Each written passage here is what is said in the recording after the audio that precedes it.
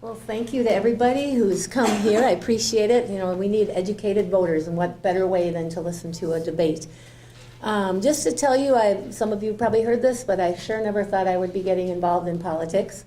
I've been a teacher for 33 years in the Albert Lea schools. I have taught mostly first grade, and I love it. A year ago in the spring, somebody asked me if I'd consider running, someone from the Republican Party, and after a lot of thought and consideration, I decided to do it, mostly for my over 750 students that have come through my classroom, and I call my kids. So I believe that people come first. People come before politics. People come before party, for whatever. The people are the most important thing. The first three words in our founding documents are "we the people." And government comes up from the people, not down. I believe in priorities. When I listen to many people, I've gone to talk to so many people, and I've learned so much, and some of them have been nursing home directors who tell me that they lose, in some cases, $90,000 a month because they're not adequately funded through the state procedures. And I hear that kind of thing, and then I hear money that our government spends on things like a $90 million Senate building, or light rail, or other things that I see as not as priorities. I would like to see us prioritize and fund the important things, like long-term care, education, our roads and bridges, and that type of thing. So thank you again for coming, everybody, and I look forward to this. Thank you, Peggy. Shannon, 2-minute opening statement. Okay. Thank you for coming. I appreciate and honor your presence here. I've been the state representative for 2 years. The reason I ran, originally, I was the mayor of Wells when the previous administration cut our local government aid, and they cut it at the last minute before the budgets were due, and we had a real hard time balancing our budget. We did a lot of cuts. We even cut the salaries of the consul, which I was one of them. We cut street lights, but the end came, and in order to meet our bills, we had to raise the taxes in Wells. And when I asked people what services they wanted to cut, they didn't want to cut any services. They wanted us to clean the roads. They wanted us to have police force there. They wanted us to do all the things that we always did, support the fire department. And you can't do that every year. Your costs go up. So that was why I decided to run for legislature, because I felt that we needed a strong voice in the legislature that understood the needs of the small communities. I've been very successful in the 2 years. I've gotten 2 awards. One was from the Coalition of Greater Minnesota Cities for Economic Development, and one was from the Fire Chiefs Association for working with them, because we do have a recruiting problem and a retaining problem for firefighters, EMTs, and first responders in Greater Minnesota. I also have worked to help increase funding for schools. We paid off the school shift. And we've accomplished a lot of things in the last 2 years. And I would like to continue that. There's still more work to be done. And I'd like to be reelected. And I humbly ask you for your support. Thank you very much, Shannon. Shannon, we will begin the first question with you. Okay. So you get to go first, since you got to the second there. The first question is, would you vote against future minimum wage increases already signed into law? Future vote against it? Yes, would you vote against future minimum wage increases? Let's just say the question that way. Okay. No, I would not. My mother had a restaurant, and every time it was a small restaurant. My dad had a heart attack. She bought a restaurant. And I worked for her for a few years and did the bookkeeping. And every time that they raised the minimum wage, she would cry and say, I'm going to go out of business. I can't afford this. But what actually happened is every time they raised the minimum wage, we took in more money in the restaurant, because people at the lower wages spend what they get extra, and it helps the economy. And that's a proven fact, and it's helped for years. So no, I believe in the minimum wage. I believe that people should have a living wage, If you're working 40 hours a week, you should be able to support your family. And there's too many people out there that are working 2 jobs, and they're working more than 40 hours a week, and they still can't afford their. Thank you, Shannon. Peggy? Okay. I fully believe that we need a higher minimum wage in our communities, and I see that with my families at school. They struggle with that, and some have to work 2 jobs. But I do not believe that it should be artificially raised by our government. I would rather see the economics raised up in our area where we bring in more employers, have more jobs available, which is going to naturally bring in more and better paying jobs and raise that minimum wage. Otherwise, what happens is, number one, there's good data out there that minorities are affected incredibly, losing their jobs more often as a result of minimum wage than others. In addition, all it does is serve to bring up inflation, and that minimum wage really never helps the people intended. So let's get that minimum wage raised up, but let's do it by raising up the economic climate of our area. Thank you, Peggy. Peggy, this next question is for you. How do you feel about Minnesota being one of the highest tax brackets in the nation? And how does this impact business and hurts drawing in new businesses? Minnesota is 6th highest in overall taxes. That's according to the Internal Revenue Service. And it hurts our businesses incredibly. I just talked to our mayor yesterday and learned interesting things, like Iowa's minimum comp tax is 3 times less than Minnesota's. Minnesota's 3 times more. Those taxes, as well as property taxes, as well as income taxes and everything, are creating a climate that drives business out of our state. And business, that's our jobs. We need to bring more and better paying jobs.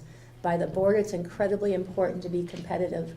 We can't be, and our businesses are going right across the border into Iowa, and that's where our jobs go, and that's where even our tax money goes. So that's my thoughts on that. Thank you, Peggy. Shannon? I work for a high-tech company, and their critical success factor is people that have the skills to do the job. And high-tech, we're in a technology revolution, and all companies now use high-tech. Some of the jobs that were available when I was young, which were manual jobs, are no longer available because machines do those jobs. So the most important thing and the most critical thing to get jobs to come into this area is to invest in education and basically have people that have the skills that the companies need to do the jobs. Can I add? Thank you, Shannon. Rebuttal from Peggy, Yeah. 30 seconds. Yeah, I'd just like to add that I like to look at the reality of things. And the reality is we had a pharmaceutical business that looked into locating in our area, and they looked at the tax space and all the things, and they decided to locate in Iowa. There's a farmer in Twin Lakes who has a trucking business. He says, I had to put my trucking building in Iowa because the work comp rates are too high in Minnesota and I can't make it here. So I look at the reality and say it makes a difference. Can I rebut that? Thank you. 30 seconds. 30 seconds. We are rated the 3rd best state in the nation to start a business in. And that comes from Forbes magazines. And on the ratings, we're always in the top 10, one of the best places to live, one of the best places to get a job, etc. And we're doing great. Our economy is moving forward. And if you get into this, you lower the taxes, then Minnesota lowers the taxes, then Iowa lowers the taxes. And I've seen this happen. There are too many companies to just run where there's low taxes, and they're not quality companies. Thank you, Shannon. So this next question, I believe, is for Shannon. Albert Lea recently completed a housing study that demonstrated a strong demand and lack of existing supply of workforce and market rate rental housing in the community. The city has been working with 2 established housing developers to construct such rental units in the community, including tax abatement from all jurisdictions, to bridge the funding gap to build the units. The developers have indicated there is still a significant funding gap to make their projects cash flow. How can the state help communities such as Albert Lea in greater Minnesota to bridge these gaps and build some workforce and market rate housing rental units? We have been doing that. I don't think Albert Lea received any of that money, but we did fund in either Laverne or Worthington housing, and there is a program to fund low-income housing in areas, and basically that program is being expanded to help more communities fund housing. Thank you, Shannon. Peggy? Okay. That is an incredible need. I know that Randy from our Albert Lea Economic Development Agency said that that's a huge need, is a middle income housing for workers. So how to do that? We need to add, I know there's things like tax increment financing, the TIF and that type of thing, but I think we also need to, as a state, take a look at our regulations and the fees that we charge for starting up for construction and that kind of thing, and look at how we could perhaps offer incentives that way of less fees, less certain regulations that are making the cost prohibitive to doing that. Perhaps our state can lower those things, but that's a real need, and we need to create that type of housing in our communities here. For the people in the audience, I think that question was kind of in regards of the Freeborn National Bank building. They didn't get the heritage tax credits that they had sought to make the deal go together. So, just so you know. Next question will be for Peggy. Do you support a container deposit bill that will charge consumers 5 or 10 cents for every bottle, can, or milk juice container sold in Minnesota? I do not, and just to mention, I was at a local grocery store yesterday and had a tour and talked to them, and that type of thing for them is incredibly, it's going to be hard in our grocery stores and the Quick Trips and all those types of places that sell milk and so on. And I just believe there's other ways to encourage people to take good care of our economy and recycle, and boy, getting the recycling that we have now where we can throw it all in one bin has encouraged that as well. So let's do it on an encouraging, let's not keep penalizing people for the few that don't do it right. Let's instead, I do that in my classroom even, I encourage the positive instead of penalizing the negative. So I'd say let's encourage it in different ways, but not with those types of fees. Thank you, Peggy. Shannon? I agree with Peggy on this issue. There is an environmental problem with plastic bottles, and we do need to encourage more recycling and make it easier for people to recycle plastic bottles, milk cartons, whatever. So, cardboard. Go ahead and keep the microphone unless there's a rebuttal. Nope. So the next question will be for Shannon. Do you support an increase in the fuel tax for expansion and maintenance of roads and bridges? I support expanding and maintaining the roads, but the problem with the fuel tax right now is that with all the conservative and greater mileage in cars, that it won't cover very much of this expanding and roads increase. So we need to figure out a better way to fund roads, highways, and maintenance of roads. But it needs to be done. You can't drive anywhere, and I've been doing a lot of driving lately, and the roads are really bad and the bridges are bad. So we need to figure out how to fund those. Thank you, Shannon. Peggy? Okay. And I'm not privy to all the information that would be available if I were a representative to determine, where I know absolutely that we need to fund our transportation better, and that the current methodology with the fuel tax is not bringing in enough money for it for many reasons. So I would hesitate to that, but I think we need to lay everything on the table. What I'd like to see first is let's take, I think we spend an incredible amount of money, matter of fact I know we do because I've studied it, on light rail up in the Twin Cities. And I believe that we need to take care of our roads and bridges before we add extras. Just like we take care of our home, we don't do additions until we know we can take care of what we currently have. So let's prioritize. I know just last year we had over $100 million put into light rail, the various corridors up there. That's state money. So let's take that money and put it into our roads, bridges, number one, and after that, look at what the other needs are. A rebuttal from Yeah. Shannon? The corridors of commerce are where we have prioritized, and they're important places for transportation in greater Minnesota. And so they are they are setting examples and doing what's most important first. I'll say a little something too Okay, if I go could. ahead. Response. I disagree with that. If the Twin Cities wants that, then I think that's something that they can put money into, but I'm not sure why in greater Minnesota here, where our roads and bridges are falling apart, over 50% of them need work, why we should be paying, and we are paying for light rail in the Twin Cities. I don't see that that's necessary, and there's other ways. And I don't think you can she rebuttal again? Let's move on to the next question. Next question is somewhat related. So Peggy, this is for you. Okay. Do you support raising the metro area sales tax to fund metro transit projects? No.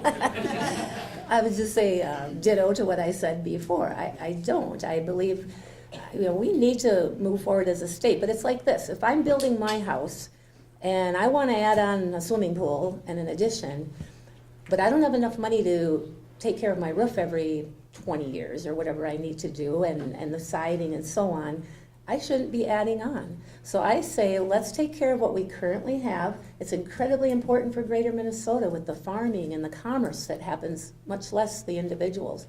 I know of trucking companies here who say, please fix our roads. We have to repair our trucks constantly.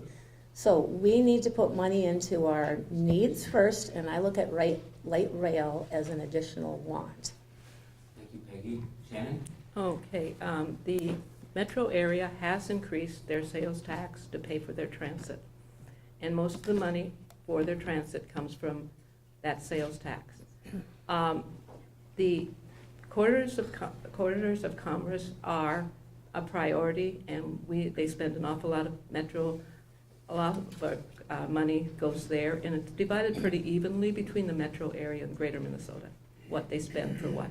But there's a big need in both areas. Besides, the light rails and things up in the metro area keep them more competitive so that they can bring in businesses because they have easier transportation. Okay. Thank you, Shannon. I'll add something to that. Yeah. A lot of state money goes into light rail. First of all, with the sales tax on, it's not called the sales tax, but the tax on automobiles, 40% goes into transit, which includes light rail. We have dedicated money from the general fund every year that goes to light rail. Last year, on the bill that you voted for, Shannon, on the transportation, we had $55 million just for 3 corridors, and more money yet that went out of that with the general fund. So the state pays, we are paying plenty down here for that. Shannon, do you have any further comment? Light rail makes the metro area more competitive. It brings in jobs, and we want to put people to work. And $55 million is not half of the money spent for transportation. So, thank you. This next question will be for Shannon. How will you make seniors and employees of long-term care in Minnesota a priority in next year's budget? That is a priority for me. Right now, if we don't do anything about the cost of long-term care and paying for long-term care, in 10 to 15 years, it'll break the state because one in 5 of us will be over the age of 65. Right now, the state is looking at more home care, but my husband was in a nursing home, and that's not going to solve the problem because what we're doing is basically putting more burdens on the spouse, and then they end up in the nursing home. So we have to look at this seriously, and it needs to be a priority. Thank you, Shannon. Peggy? Okay. Just from talking to nursing home directors, I know they have 2 big issues. One is the amount of money coming in. They lose money every month, as I mentioned before.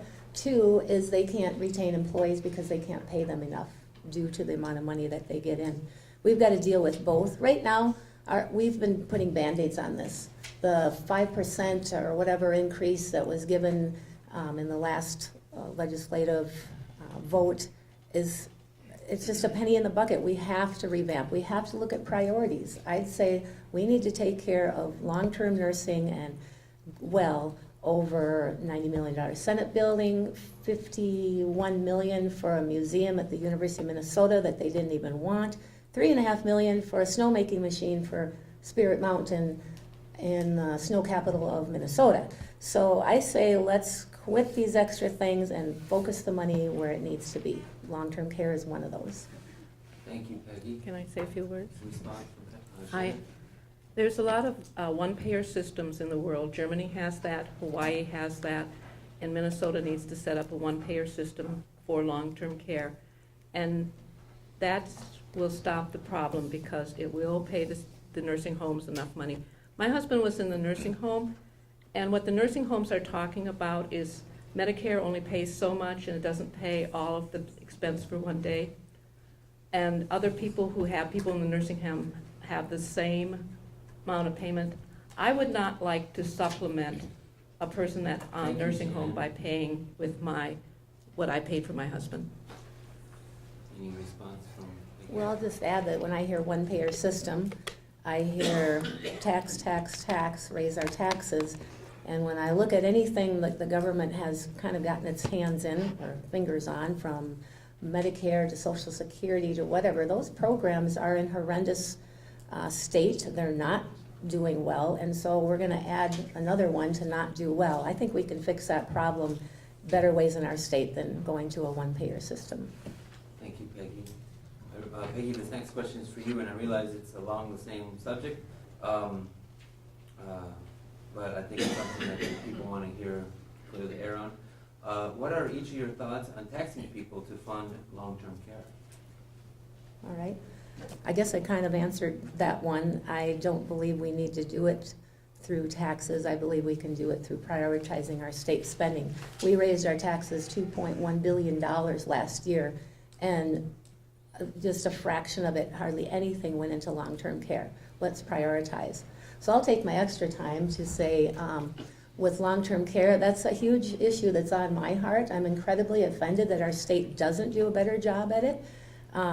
I've kind of been made out through the negative advertising that I'm going to be really hard on seniors and ruin their lives. And I just have to say that if that's the case, I don't know why the long-term care providers of Minnesota have endorsed me. So that's something on my heart. The seniors are important to me, and I want to see our state take good care of them. Thank you, Peggy. Can you Shannon? repeat the question, please? What are each of your thoughts on taxing people to fund long-term care? I believe we have to figure out a way to pay for long-term care, and that might be a tax. It needs to be a discussion that we should do. It might be other areas of getting revenue. But you know, Peggy always has all these great ideas of what she's going to do, but she doesn't want to tax anybody to do it. And believe me, there's not that waste in government that you can fund all these things without raising your taxes. Now, basically, she always talks about the $90 million building. Number one, it's not $90 million, it's $77 million. And it's being paid for by bonding and low-interest bonds.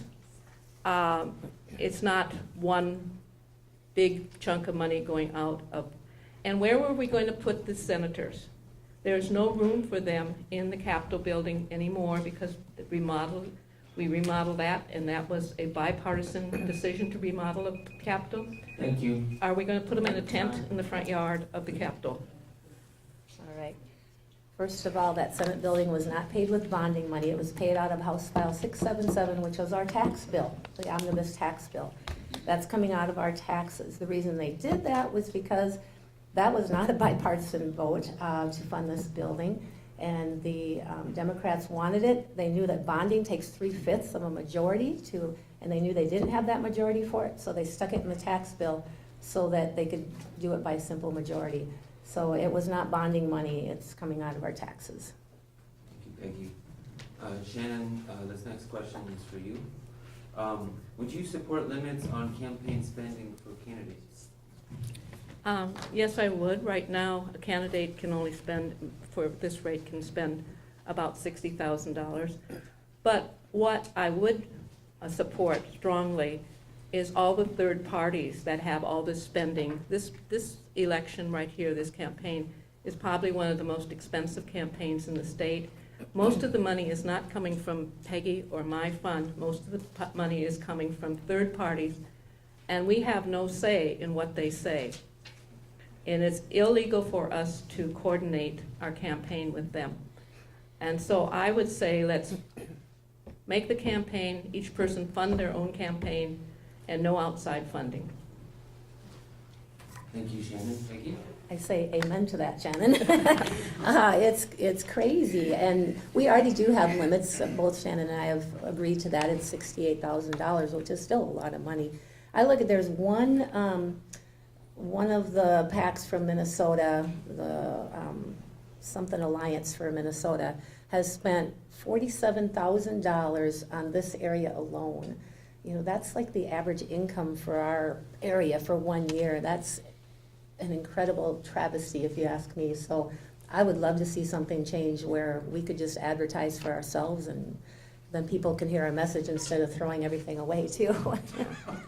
I have one little correction to Peggy. She can spend $68,000 of her own money. I can only spend $60,000 because they feel the incumbent has a added benefit to that. So I can only spend $60,000 of my own money, but you can spend 68. Okay. Okay. Yeah. Thank you. This next question, I believe it's Peggy's turn to go Okay. first this time. You two have been doing several debates together, and you've gotten to know your opponent quite well, I'd say more so than some of the other races. Name a positive trait that you've come to appreciate about your opponent. Well, first of all, I thank Shannon for just being, you know, you're not negative, and I know those negative ads aren't coming from you, and I appreciate that very much. And just as I've gotten to know Shannon, I know she's a dog lover. She's got her own dog. I have my dog, and we love pets, and there's nothing like having a pet. So I have very much appreciated, you know, just working with Shannon, and we can have a debate like this, but still remain civil and friendly, and she's a great person. Thank you, Peggy. Shannon? I appreciate Peggy too. She's a dog lover. I've met her dog, and it's a beautiful dog. And I also realize that she studies a lot, and she comes very prepared for these debates. I disagree with her a lot of times, but she's a Republican and I'm a Democrat, so what are you going to say? Shannon, this next question is for you. It's important for the representative of District 27A to have a good relationship with law enforcement. In light of a recent Wells police officer being on paid leave, how do you think law enforcement should deal with officers accused of misconduct? Ooh, that's a hard question, because I'm not a law enforcement, and I've never been in it, but I think that they need to be practical. They need to really investigate what because sometimes things happen and false stories get out, so they need to really investigate the issue, and then they need to make up their mind in confidence. If you're in the console, you can't discuss it outside the console. If you're if a police officer's done something that they shouldn't. I think the way they handle it today is adequate. Anything could be improved, but I think is adequate. Thank you, Shannon. Peggy? That is a tough one because it's really not a state level question. I'm for local control, so I believe our local, sheriff's department, police department, whatever it is, should take care of that type of thing. And I guess they need to follow the procedure that they have developed. So that would be my answer. It's not something the state would need to get into. Thank you. Peggy, this one is for you. What is your opinion of ethanol? Increased percentage in gas or decrease? And, I think this is the second part of the question, should they do away with the requirement for ethanol and gas altogether? So it's almost a two-part question. No, that's a good question. Ethanol is very important to our area. We have many, many farmers in our district, and it's something that I believe needs to get a fair shake. Now, how I see it, right now I think we need to keep the mandates that are currently here. But what I would love to see is to bring ethanol down to the pump to compete in the free market, and do that in a way, and we'd have to work with farmers and the gas station people and so on. We would bring some kind of a mixer pump down there where people can then choose whether they want to have ethanol in their gasoline or not, and let the free market decide. And if it makes it, great, and if it doesn't, then it wasn't meant to be. But I think our farmers deserve that chance. I think it's a great way. We do need to kind of break up the monopoly that oil stations have right now. They're not going to allow ethanol in there unless we break up that monopoly. So I'd say let's let ethanol have a chance to compete at the free market. Thank you, Peggy. Shannon? Ethanol has been a great boost to the economy in our area. The farmers are making more money. It makes us less dependent on the Middle East for oil, and we're becoming more self-sufficient. And so I think ethanol is a good thing. And cars are being manufactured now so that they burn ethanol efficiently. So it's a positive thing, and I think that we need to increase ethanol as long as it makes the gas less expensive. Thank you, Peggy. No, that's not- Thank you, Yeah. Shannon. Response from I just Peggy. want to Your hand on the add, microphone, and I yeah, missed sorry, it. add a little bit more, is that you look in Iowa, they get a choice between ethanol and regular gasoline, and their view of ethanol is totally different than in Minnesota, where it's kind of forced. So more people choose to buy ethanol gasoline in Iowa.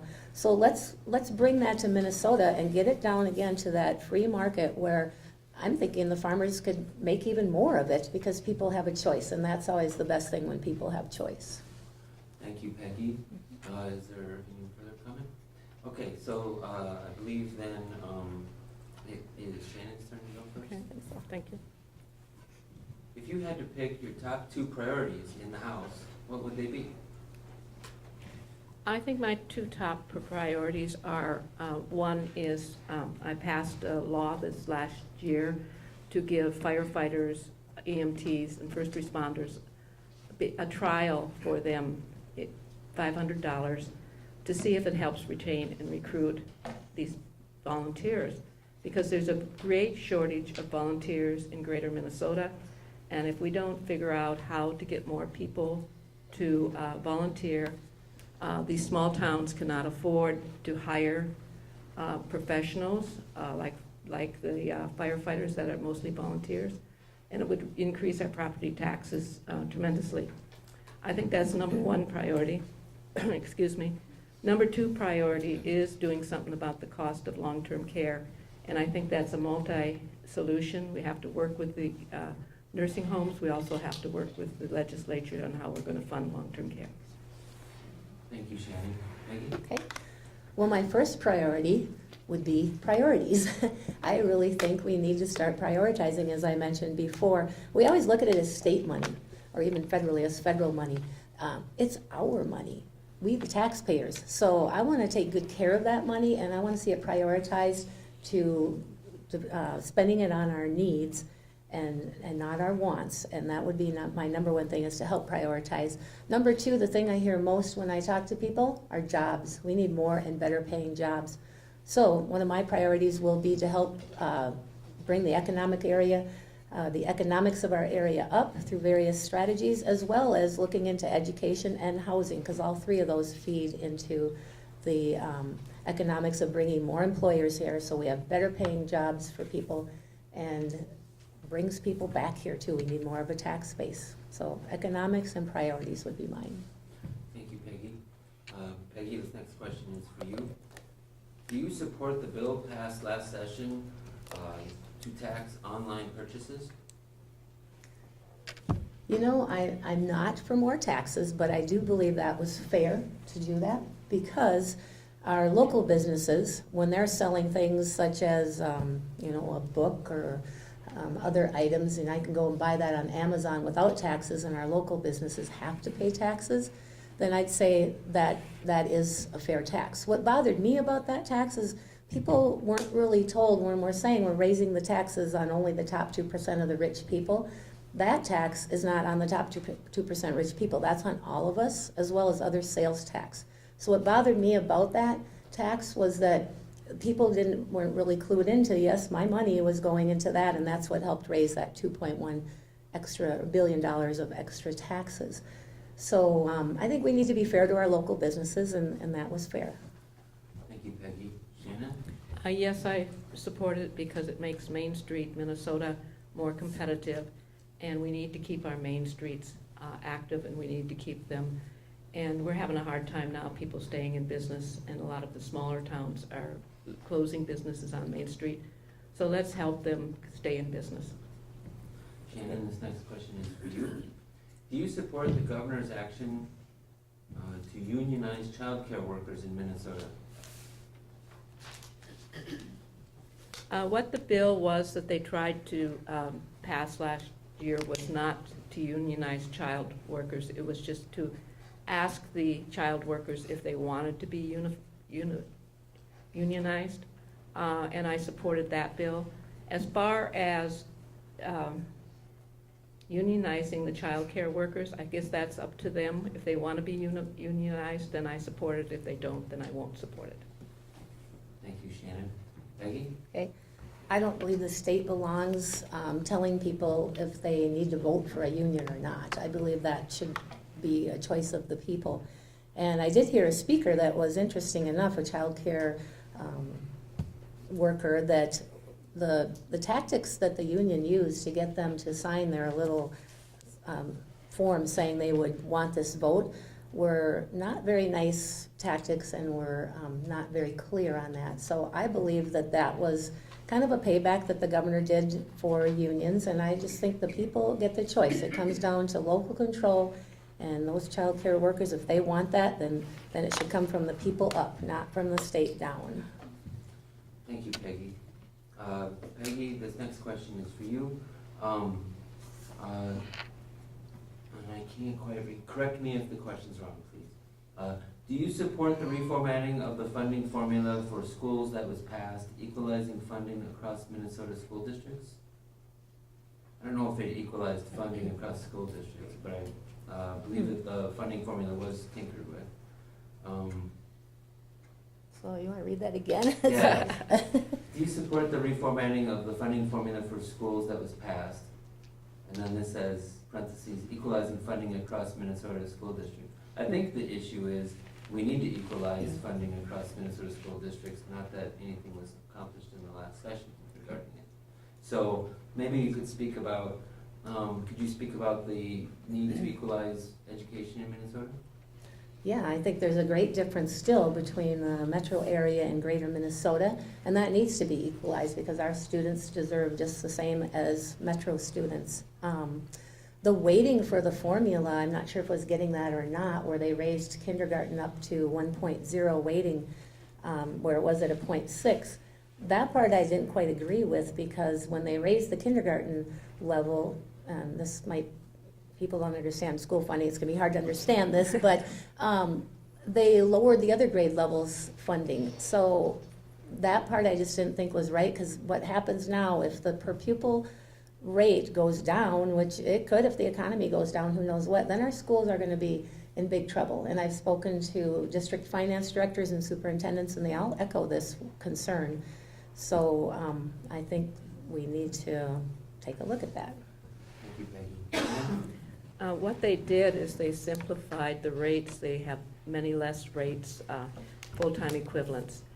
And when they figured this out, it was less per student when they got through with that. So they increased the rate per student, so we got the same amount of money for each student as before they did it. What was the question again? I don't know. I think we were trying to talk about Yeah. the need to equalize funding. Yeah, they for did. schools. They did increase funding, and they said they equalized the funding 1/3 of the deficit between us and schools that have more. And the goal is at one time, and they're doing this gradually, is that every student has the same amount of money spent on them as any other student in greater Minnesota.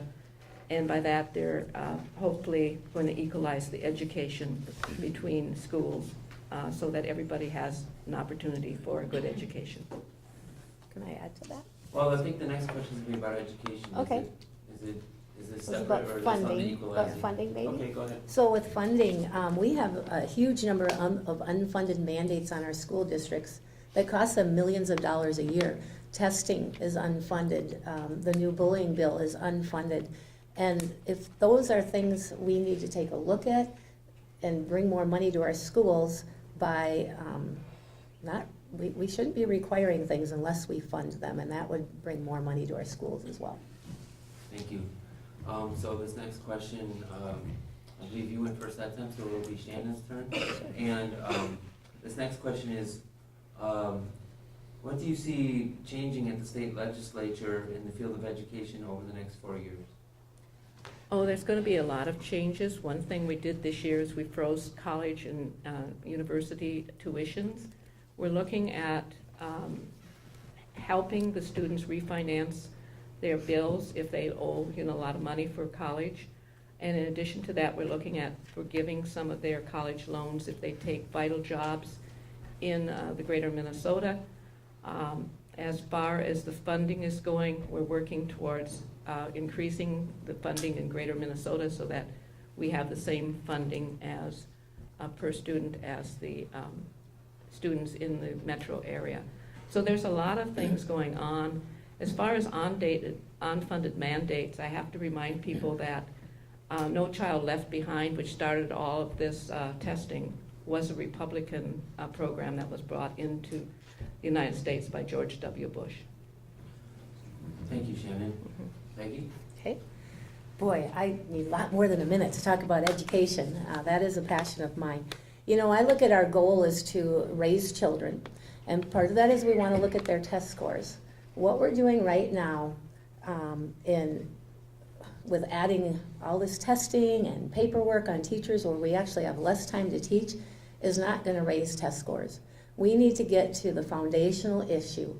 And in my mind as a teacher, and I know all the other teachers that I work with would agree with this, there's three forces we need to look at. One is the teacher, and it's important to have good teachers in our schools. But we have two other entities that have to be involved. And if they're not involved, we're not going to raise test scores. And that's an engaged student and an engaged parent. That's a triple teamwork, I call it. And until we get into those three factors, we're not going to change anything. We need to start to look at the real problems in education, and I say let's get to those, and I'm hoping I can be a voice for that at the state level. Thank you, Peggy. Peggy, this next question is for you. Or did you have something to say? No. Okay. That question talked about mostly K through 12 education. What do you see coming in the future for higher education, especially since we're at Riverland Community College? Yeah, good question. I know at a higher education forum I attended, 40% of students that start college don't finish it. So they're accruing the debt for that, but they're not getting their degree. We need to look at that and look at what are we preparing our young people for. And it's going to start lower than that higher level. It's going to start probably in middle school or high school, where we start letting young people know that not everybody's going to get this academic degree. And as educators, we can't be preparing them only for that. Some are going to go into trades, and we need to start looking at that and partnering with higher education to train our young people and make sure that they're all getting the career that they want. But that's something that we need to look at and partner together with high schools, with places like Riverland, and get these kids educated, excuse me, so they don't have the debt with no degree. Thank you, Peggy. Shannon? I see us doing more internships with businesses so that we are teaching the children the skills that they need in order to do well in their personal life once they get out of school. We're working with a lot of community colleges setting up these internships. In addition, education itself needs to change. I feel that we need to have information to every college student that starts college that says, if you take this particular field of study, this is your chances of getting a job, and this is what it'll pay, so that they go with their eyes wide open into a particular field. Thank you, Shannon. This next question is for you. What have you done or will do to support the Blue Zones in Albert Lea? The Blue Zones Initiative. Actually, I haven't done anything to support them, I don't think, but I would do everything I could to help them support these Blue Zones. Thank you, Shannon. Okay. Peggy? Well, Blue Zones, I think, is a great concept, a great organization where we're partnering with Mayo Clinic, the educators, the workers, businesses, to become healthier people. I think that's important. I don't believe that should be directed at the state level, but I love it as a local initiative that I hope spreads to other communities. I think it's great for Albert Lea, and I love to see the way our chamber and businesses and educators and and our whole community is working together to become healthy like that. I think it's a great program. I don't know at the state level really what we could do about it, but I think we don't need to because we're doing a great job with it here. Thank you, Peggy. Peggy, this next question is for you. Would you support an oil pipeline across northern Minnesota to the Twin Harbors to relieve pressure on railroads? Well, that's a good question, and I would need more information before I could say I would support it. I support the concept of it. I believe we need to get oil where it can go so we can become more energy independent as a nation, as a state. I would need to know a lot of the ecological factors and things that I'm not privy to, but that's information that I know I could get as a legislator and then make a good decision about it. So I think the concept's good. I think we need to make sure we're research-based in whatever decision we go with there for the environmental impact of it. And I think we need to look at our state and say, we've got to get oil here, and if you send it on trains, it's a lot, the impact was a lot more if those trains derail. So I think find the safest way we can to get that oil moving. Thank you, Peggy. Shannon? I was just reading an article about that today, and we do have a pipeline across northern Minnesota. This pipeline is old and it's deteriorating, and they can only run it at about 40% of its capability because they feel that it will break and spread oil. And I would be in favor of us replacing that oil line because it is there, and we could replace it with better technology and safer technology. As far as any additional oil lines, I would have to see the route that it goes through because we have a lot of beautiful scenery, Great Lakes, and that in northern Minnesota, and we certainly don't want to put them at risk for a pipeline break. Thank you, Shannon. Shannon, this next question is for you. In Freeborn County, we have 330 first responders and 16 fire departments. Why would you support a $500 stipend for first responders? Right now in Freeborn County, they also, if you call in a fire, they automatically activate 3 fire companies. And the reason they do that is because they don't have enough firefighters to fight the fire. It's a problem in all of greater Minnesota. I talked to Chuck Carl about the warehouse fire that was, I can't remember where it was, but it's one of the cities north of here. Hollandale. And they had called in 21 fire departments to fight that. He said we did not need the equipment, we needed the firefighters. So it is a basically real problem. In Frost, Minnesota, a couple of years ago, they had a fire during the day. There was not one firefighter in town. They were all working outside of town. They had to call Keister to come and put the fire out. And it took them longer to get there. And if that would have been a house with children in it, would have been, but it was a garage, a detached garage. Peggy? Okay. You know, I've had the opportunity and the honor really to visit a number of our volunteer fire departments in the surrounding communities, and they're hardworking people. And they've said, you know, this $500 stipend or whatever you call it, it's a nice thing, but it's not going to make the difference between bringing a firefighter or not, because they're doing it the same way. I'm a teacher. I'm doing it because I care and it's in my heart and I want to do it. If I wanted to make more money somewhere else, I could. So those firefighters have the same kind of heart to serve their communities. So what we need to do is figure out ways to, they do have equipment needs, so we need to figure out ways to serve that need.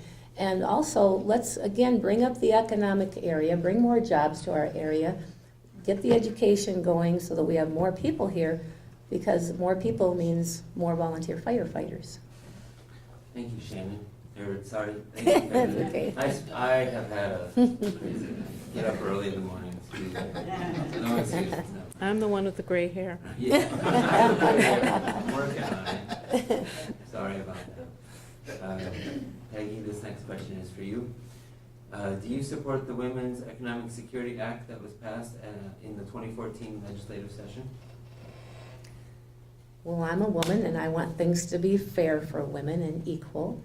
I honestly would have to say I don't know everything that was in that bill, but I think it's important for women if they're nursing to have places to do their job, let's say. I won't get into that. But I just believe that as a woman, I can compete fairly in the job market right now. I mean, that's how I feel, and I would support women. If there's something that's not fair about it, then we need to deal with it. But otherwise, let me as a woman compete on my own 2 feet, and I don't know that I need the state to help me a lot with that. So that would be my thought on it. Thank you, Peggy. Okay. Shannon? I'm familiar with that bill, and for every dollar that a man makes in the same occupation in Minnesota, a woman makes 80 cents.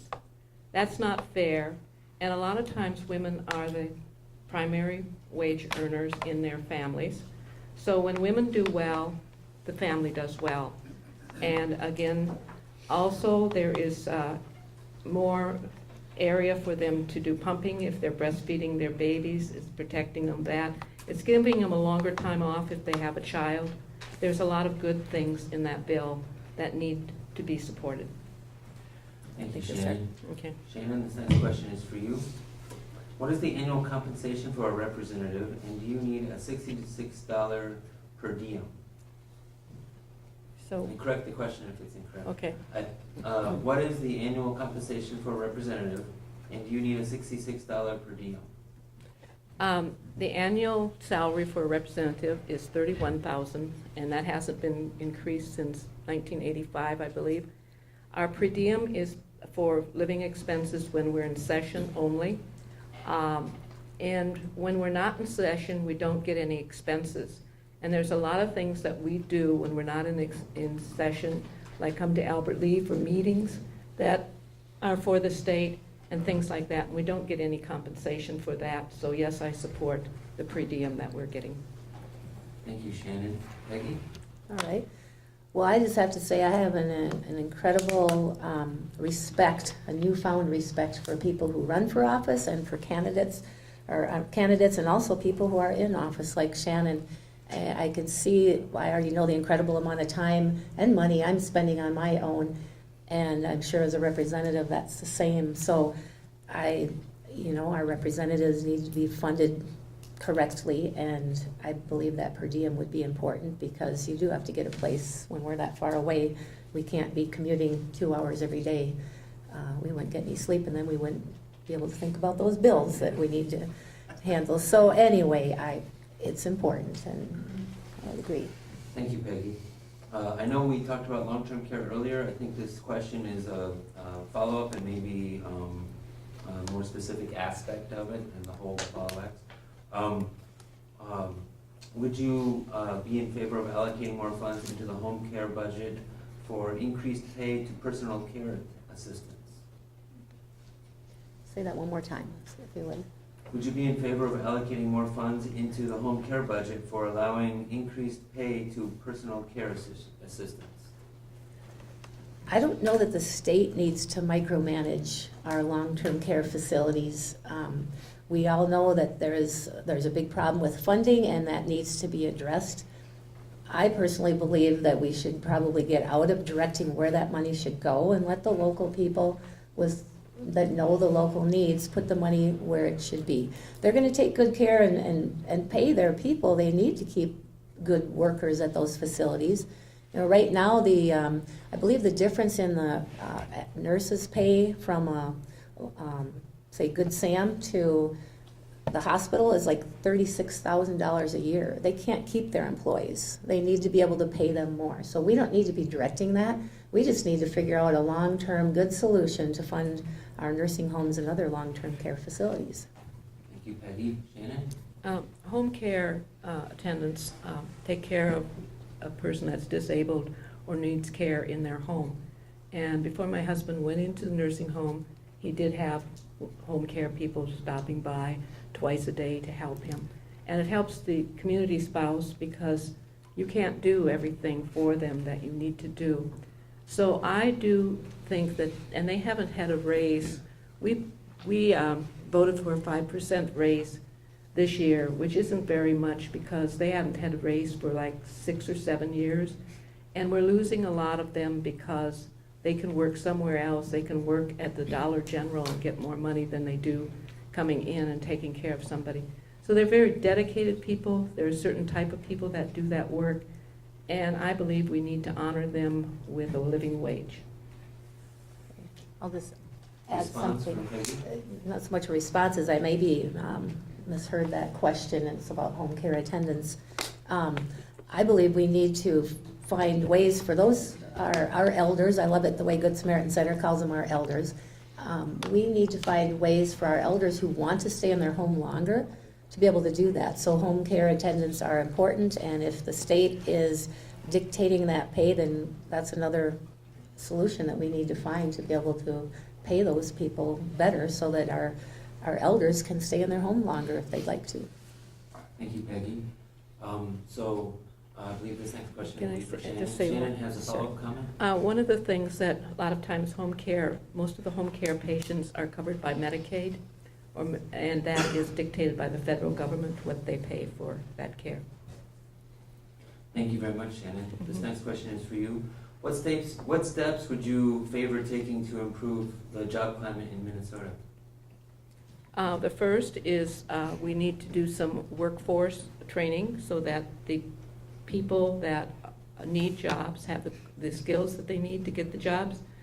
Secondly is we need to invest in bringing people into the area and seeing what help they need in starting a business here. There's a lot of different things that we can do, but I believe, and we could set up tax deferred areas so that they could start their business and wouldn't have to pay the high taxes for a while. We've done that before and we can do it again.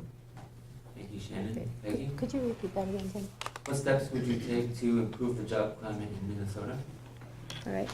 I mentioned before that the importance of bringing our economic area up. We had a Jobs Z program before the current one that actually worked better, and I think we need to examine the Jobs Z, take a look at what worked well in that program for getting businesses to come here, getting current businesses to grow, and then go from there. So it's the bottom line is we need to be competitive with Iowa. We're 10 minutes away from the border, and that's incredible for us in our area. It's very different in the metro area. We need to bring those jobs here, so I'm all for looking at the programs and find what's successful and then go from there. Thank you, Peggy. This next question is for you. We're near the end, so Thank would God. you increase funding? Would you increase funding to Minnesota's infrastructure, including investing in renewable energy? So I imagine the question wants to hear what both of you have to say about renewable energy. Okay, so, well, I think before we infrastructure. talked about, ethanol, but I think this would include solar, wind farms, as well as. So when they're saying infrastructure, they're not talking about our roads and bridges, Right. they're talking about, all right. Would you invest in renewable energy? I Okay, guess. investing in renewable energy. I'm not sure exactly what they're getting at there, but I can tell you my thoughts. I do believe that, we need to work towards renewable energy, but we also have to balance that with common sense and understand how it's affecting businesses, how it's affecting jobs in our area, and the expenses. I know one of the local electric companies said that because of the mandates, renewable energy mandates upon them, our electric rates are going to go up 4% a year for the next 5 years. How are our seniors going to pay for that? That's huge. The other thing our state needs to look at is, sometimes they cut their nose off to spite their face. For the windmills, I call them, in Minnesota, we have a $500 million, I believe, permit fee for that. Iowa doesn't have anywhere near that. So we aren't even building new windmills because our permitting fees are so much. So we need to take a look at that too and just get some common sense into that program. Thank you, Peggy. Shannon? Would you repeat the question, please? The original question was, would you increase funding to Minnesota's infrastructure, including investing in renewable energy? Because we talked about transportation extensively Yeah. earlier, I think this question is more wanting to hear what you had to say about the various renewable energy investments that the state makes? I think it's important to continue to invest in renewable energy because we're not so much reliant then on oil and gas from the Middle East, and we need to be independent. We have a system called net metering for renewable energy, which is if you have a windmill, then the electric company has to pay market price for any excess energy. I've been fighting against that because that's what raises our prices, because usually the cost of a product that you're selling is 50% of your cost, and then you have overhead over that. And if you have to pay the market price for energy from all of these windmills that people are putting up and also solar energy, then you don't have money to maintain the grid, you don't have money to pay your help. So they need to change that policy and let the market decide what they should be paying for renewable energy from windmills Thank you. and solar energy. This is the final question. Okay. You've heard of freezes on school ability to raise levies, so I think this is along those lines. Would you favor putting a limit on how much an entity such as county or school can raise our property taxes? I think local control is important, and I would not put a freeze on that.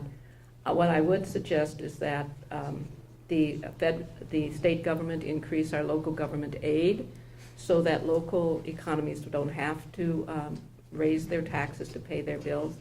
And in addition to that, we did pass some property taxes rebates this year, and on your state tax, you should be getting money back. That's actually a property tax rebate. So we did lower property taxes for the middle income people. Thank you, Shannon. Thank you. Could you repeat that one more time, please?